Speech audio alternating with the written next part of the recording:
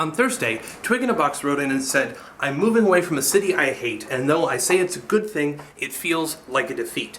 What should I do to feel a little better?" Well, first off, I have to say, congratulations. You have already done two awesome things. You've recognized that there is a situation that is negatively affecting your life, which not a lot of people are able to do. And secondly, and this is the harder thing, you're actively doing something to fix it. Now that's really cool, and I think if nothing else, you should feel very proud of yourself for having achieved those two things.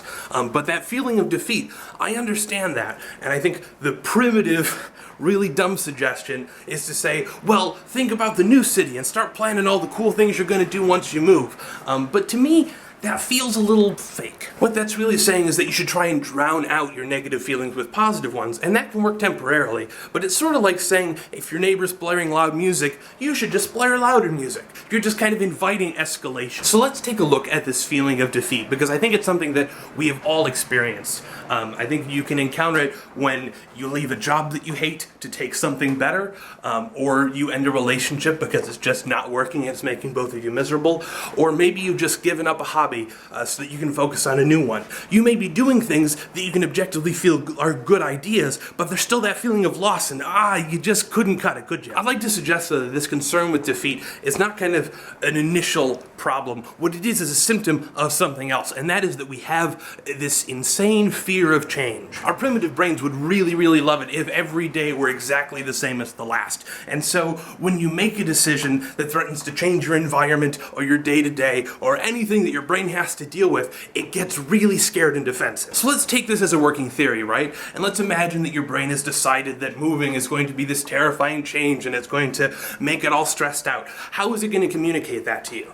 Well, if we imagine that, some voice just kind of popped out of your head and said, "I am afraid of change and I want you to do things so that tomorrow is exactly the same as yesterday." Well, we could really easily dismiss that, right? We could just say, well, that's cool and all. Yeah, it's cool that you want that, but that's not really how life works.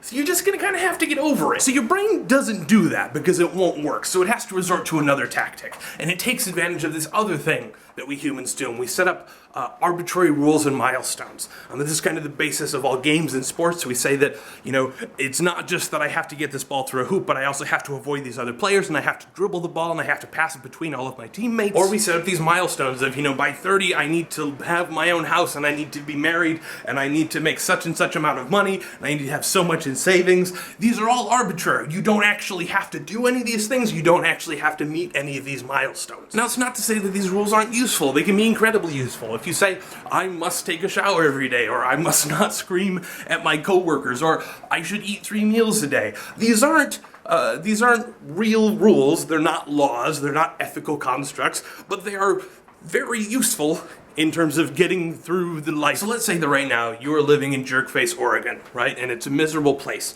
But because you've lived there already, you've set up these rules. If I must get through the day, I must navigate the city, I must figure out their traffic patterns, and I must deal with all of the people that make me miserable here. Now, you can be very excited about moving to Awesome Sauce, Nevada, but once you do, you're still going to be breaking all of those rules. All of those things that you did every day, you're no longer going to be able to do them because you're not going to be in Jerkface, Oregon. And we're risk-averse people, right? We would much rather not succeed at something than actively fail at something.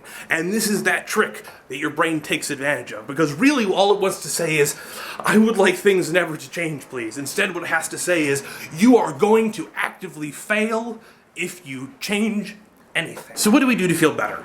I think trying to address the issue of feeling like you're being defeated is not going to work, because you're trying to address a secondary problem. The first problem is, how do we feel like this is less of a scary change? And the answer to that is going to differ for absolutely everybody. If you go to Starbucks every morning and get your coffee in Jerkface, Oregon, maybe look up where a Starbucks is in Awesome Sauce, Nevada. Maybe just try and find the little things that can make this new place seem more familiar and get your brain a little less convinced that this is a huge, monumental shift in everything in your life. The second thing that I would keep in mind is most of these rules by which we live our lives are arbitrary. Now, that doesn't mean that they're not real and that they're not important and that they don't affect our day-to-day, but what it does mean is that they are open to revision. So I would go through and make a list. What are the reasons that you should be in Jerkface, Oregon? And don't judge them. Maybe they're stupid, maybe they're not, but just go ahead and get them all down. Then you can go through that list and find maybe there are some items where you can still meet those rules while living in Awesome Sauce, Nevada. Maybe there are some where you can just say, I understand why I might feel that way, but realistically, it's not much of a big deal. And hopefully once you've done all of that, you'll have a much shorter list, right? So you've already nixed out a whole bunch of the ammunition that your brain could have used to try and make you feel like this decision is in some way a defeat. And the last bit of advice is something that I said right at the beginning of this video. You realized that there was something wrong, and then you decided to make an active change. And that's something that you should be really proud of. So take time to make sure you feel good about that. Anyway, I hope that helps. I'd love to hear everybody else's suggestions. And also remember, everybody, that if you ask questions about your own life, it makes me feel less narcissistic. It makes it a lot easier for me to make videos. So do that maybe. All right, bye.